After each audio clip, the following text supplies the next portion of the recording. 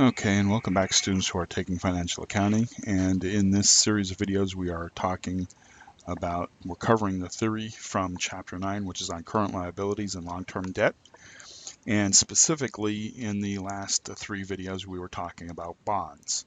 So let me get to that slide.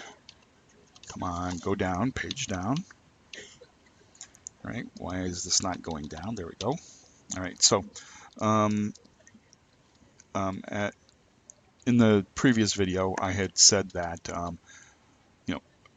make sure you understand the underlying concepts.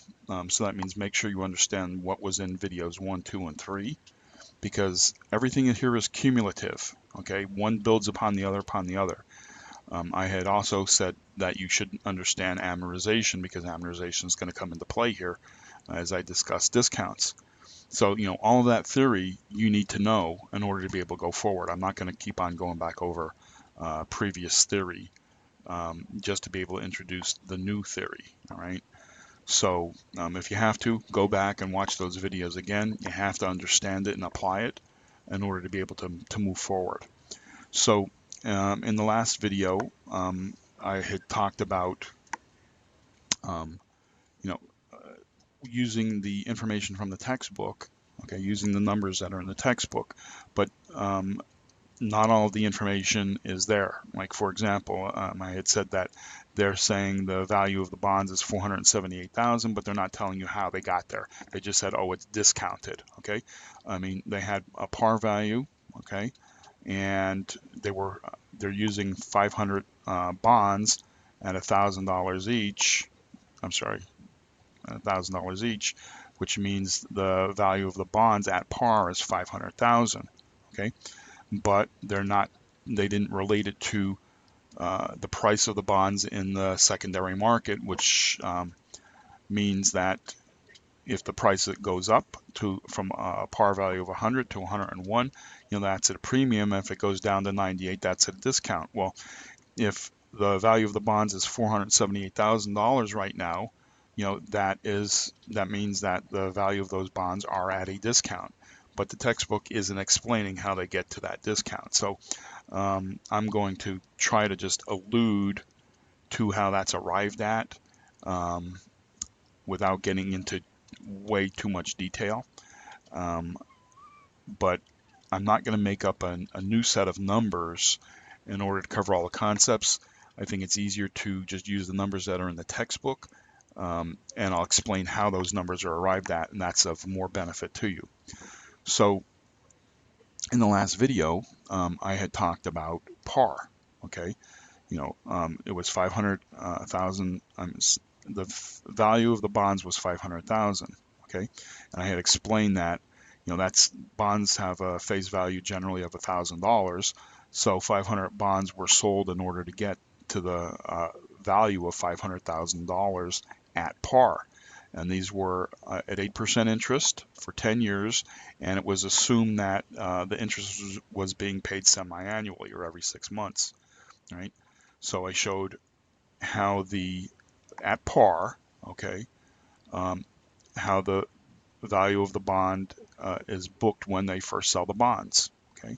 And then I showed how the interest is calculated and how to make the entry for the interest.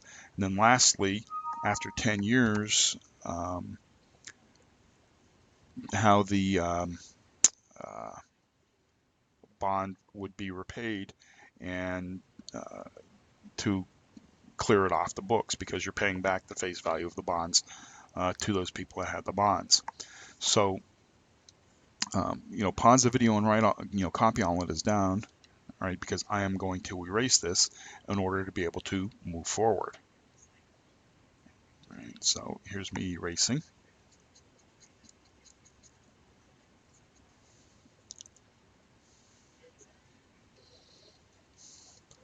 Okay, so in this video, we're going to be dealing or talking about discounting.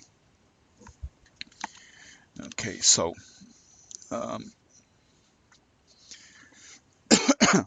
now the idea of a discount. Remember, and I'm just going to go over this quickly. the face value of a bond is 1,000. Okay, so you go into the bank and you want to buy one bond. You know, the face value of that bond is going to be 1,000, and of course that bond being sold through the bank is actually, you know, let's say you're buying a treasury bill, right, from the government. Well, that, you know, that treasury bill is being put on the secondary market. The secondary market, you know, there isn't just a stock market, okay? There is a bond market where they buy and sell bonds, okay? Just like they buy and sell stocks, right? And the way the bond market works is that par is designated as 100. Basically, here's the $1,000 face value. They lop off to 0, and that means that's the par price, right? Is 100. Now, as the bonds are bought and sold, if the price of the bond goes up to 101, that's being sold at a premium. Okay. If it drops down to 98, that means it's being sold at a discount. Okay. Now, and I'll just use, just as a quick calculation, and we'll try to use these 500 bonds. All right. Well, if the price is 98, okay, that means the face value of the bonds is 980. We added that 0 back on. All right. So if I have 500 and I multiply it times 980, the face value of those 500 bonds is 490,000. Okay. Remember, par is at 500,000, but because they're trading at 98, the value of those bonds are at 490,000. Now the textbook is giving you, it's given information, okay, of 478,000, right? You can go and try to figure out what the price is, okay, in order to arrive at 478,000. I'm not going to do that, okay, because it's not necessary. All right. What is necessary is just to realize that, yeah, the bonds are being sold at a discount, and the price of those bonds at the discount is 478,000. Okay. So when they issue the bond at a discount, remember these are $500,000 bonds, okay, and the difference between the two is $22,000. Okay, so when they're selling those bonds at a discount on April 1st, okay, what are they going to get? They're going to get cash, right? And this is you know, the same kind of thinking as receiving the cash when we're looking at it from receiving the cash at par, right? We're going to receive cash for the 478,000, okay? But remember, they have to pay it back, okay, at 500,000 sometime in the future. And so we're going to credit our bond payable because it's money we're going to owe. That's a liability, right? And that's going to be for 500,000. We owe that money, you know, 10 years down into the future. So the difference between the two, all right, has to be the discount on the bond payable, which is the 22,000. So this is the journal entry we'll make when we issue a bond and the bond is trading at a discount. Okay, so just a quick recap. Depending upon the market price, right? Let's say it's at 90 instead of 98.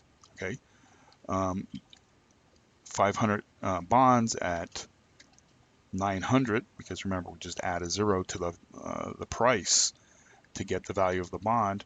That's 450,000, right? That's how we get that the value of the bond at a discount. In this case here, we're looking at 478. Right? So when we're selling it at that discount, which means we're going to collect cash for the 478,000, right? But these are you know, the par value is at 500,000. I'm sorry. Yeah, the par value is at 500,000, right? Because there's 500 bonds and the face value at par is 1,000, so that's 500,000, right? So that's what we're going to owe sometime into the future, right? 10 years into the future. So because we owe that, that's a liability and it's a bond payable, so that's $500,000 against the bond payable. And the difference between the two, the 478 and the 500,000, is the discount, which ends up being the 22,000. So that's how we make that journal entry. Okay, so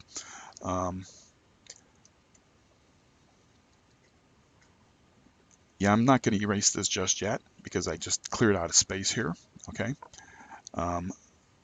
but realize that I probably would have written that up here, but you'll get the meaning. All right, so that's how we when we sell the bonds at a discount, we receive the cash, and that's how we book our entry on April 1st. Now, just like doing the par value, we have to consider that we have to pay interest every 6 months. Okay, and now this is where it starts to get a little bit tricky. Okay, because it's not as simple as saying 500,000 times 8% is 40,000. Okay, just remember this is calculating interest at par. Okay, at 40,000 we have to pay it twice a year, so we divide by 2, and our interest is $20,000 every 6 months.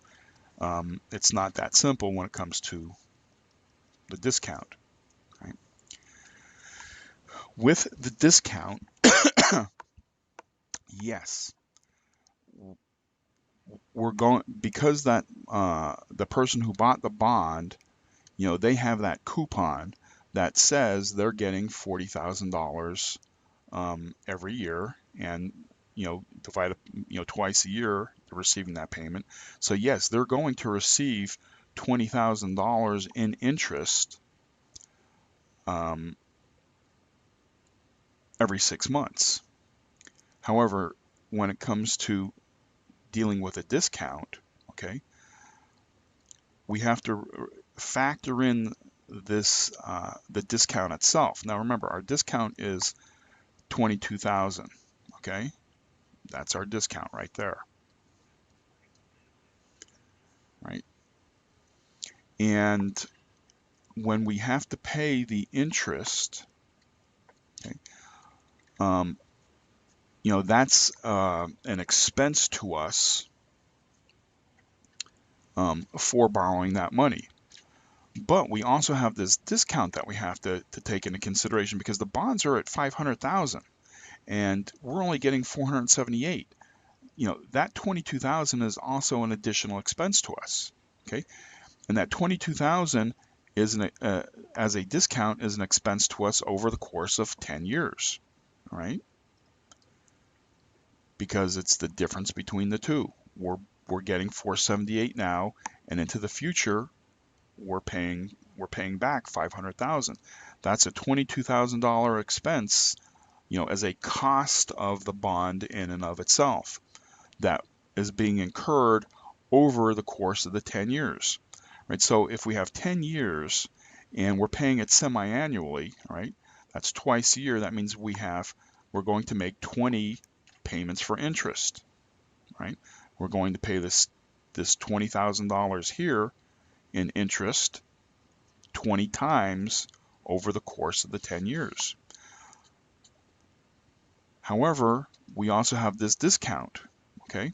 And this discount of 22,000, all right, over the course of 10 years means that every time we make that interest payment, right, we're going to have to, it's sort of like, as the textbook says, it's like amortization, straight line amortization, all right, because it's an intangible asset, all right?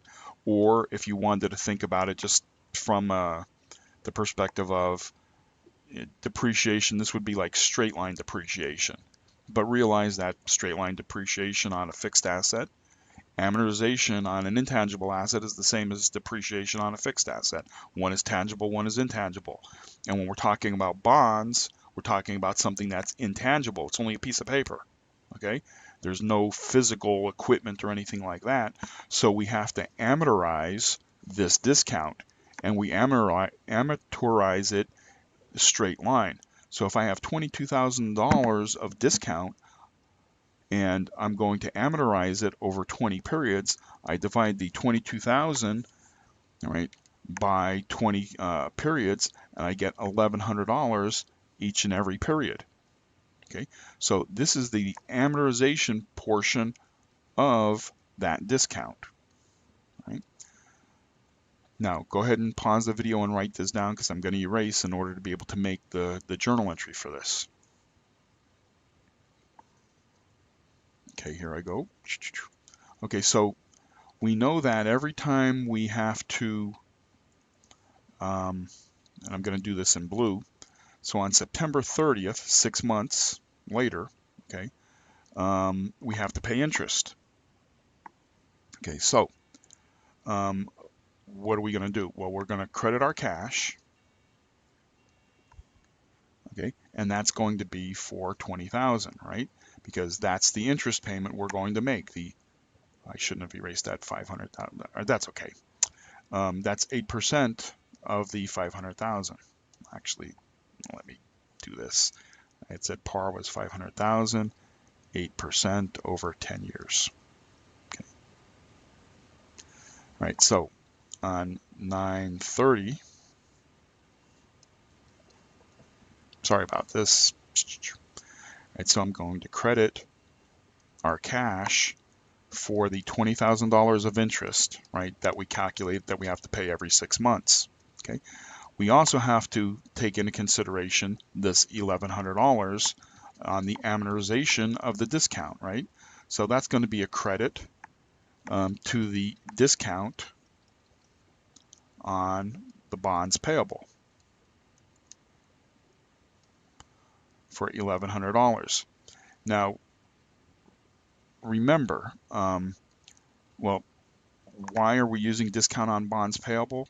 Because, you know, that's where we booked, you know, that discount in and of itself. And over the course of the 10 years, the balance in this discount on bonds payable account has to end up being zero. Okay, and just the same as when we pay back the full 500,000 of the face value of the bonds at the end of 10 years, that account is going to be zero. We're not going to owe anybody anything. All right, so we have to, as far as the discount is concerned, right, we're always going to credit the discount on the bonds payable, because remember, this was a debit, okay, and now we're crediting it in order to wash itself out. Okay, and since we have credits of $1,100 and $20,000, well, debits have to equal credits, so we're going to debit. You know, what are we going to debit? Well, this is for interest, because we're treating the discount as if it's interest, because it's an expense against the bond, and we're paying the interest on the bond itself. So we're going to debit interest expense for the amount of $21,100. And that's our journal entry for our payment of the interest every 6 months. Okay, so let me kind of just quickly go through that again.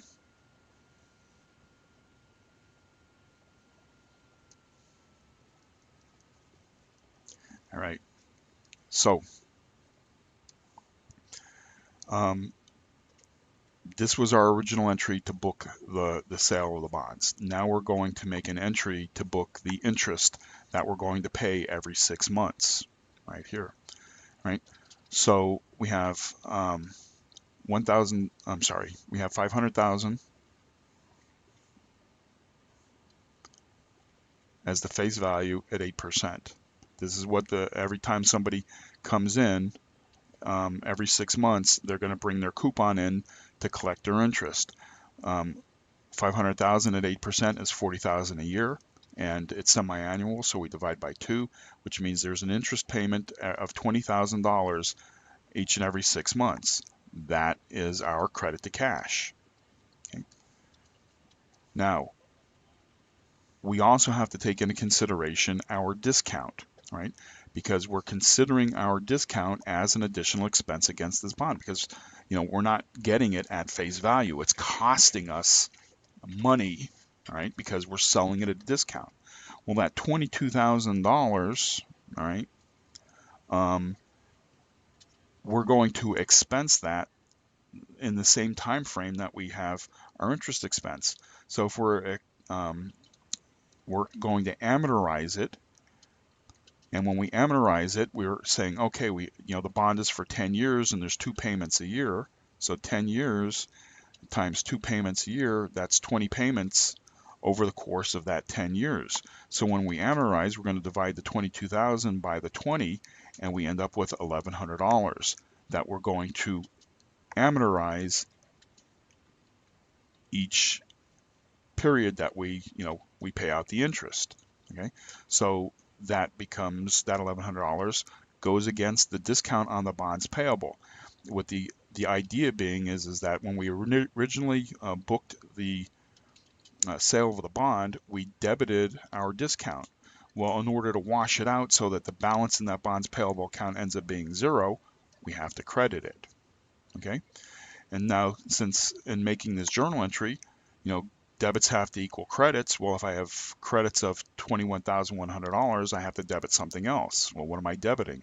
I'm debiting interest expense because that's what we're booking our expenses against. I mean, we're paying the interest and we're treating the discount as if it was interest. So we debit interest expense for that period for $21,100, and that's how we arrive at that journal entry. Okay. Okay. Now I'm erasing this, and so every 6 months you're going to make that journal entry. We're going to make this journal entry. All right, why did that do that? I don't know. We're going to make this journal entry for the interest expense. All right. Now at the end of 10 years, okay, we have to pay back the the people are going to come in and want their money for the face value of those bonds. So on March 31st of 2024, 10 years from our original date, okay, we're going to have to credit our cash and pay them back the full $500,000. Okay, and we have to debit something else. So what are we debiting? We're debiting the bond payable for the $500,000. This is the same exact entry that you'd made when you made it for par, when you paid off the bonds even at par. It isn't something that changes. But notice that, I'll do this in black. Notice that this debit to the bond payable for $500,000 offsets this credit to the bond payable, so our bond payable ends up being 0. And all of these here credits, the 20 credits at $1,100, all right, for the discount on bond payable, well, that credit offsets the debit here for this bond payable. So that bond payable account ends up being 0, all right, and it washes out, all right. And again, you've had this interest expense, just like with a par. The interest expense is an expense against the business, right? You're paying out, you received $478,000 in cash, and you pay out the $500,000 in cash. So in essence, notice I said essence, that's a wash. You took in cash, you're paying it back out, less the discount, right? So all that's really occurred is, again, you've paid this interest expense over the course of 10 years. And again, just like at par, why would we do that? Well, if we were renovating that science wing again, and we were building that building, okay, during that time period, we would have generated revenues, okay, and those revenues would have offset those expenses. In other words, we made money, all right, over and above what our expense would have been for borrowing that money as a bond during that 10-year period. So it ends up being a win-win situation for the bondholder, because they're collecting this interest over the entire course of that time, and for whoever's selling the bond, they're borrowing the money basically, yeah, at an expense, but that interest expense, but from that interest expense, they were able to generate revenues for whatever they use that money for to cover the cost of the expense and profit from it. Okay, so that's how discounts work. All right, discounting on the bonds. I'm not going to summarize that back up because if you watch the par videos and now you watch this, they're very, very similar and you can see the differences between the two. But definitely get this here theory down, right? Because again, in the next video, I'm going to be talking about premiums and we're going in the opposite direction. It's going to be similar to the par and similar to this discount, all right, as to making the journal entries, but you have to understand those underlying concepts. And if so pause the videos, watch them again, and if you still don't understand something, feel free to contact an instructor. All right, so I'll see you in the next video for premiums.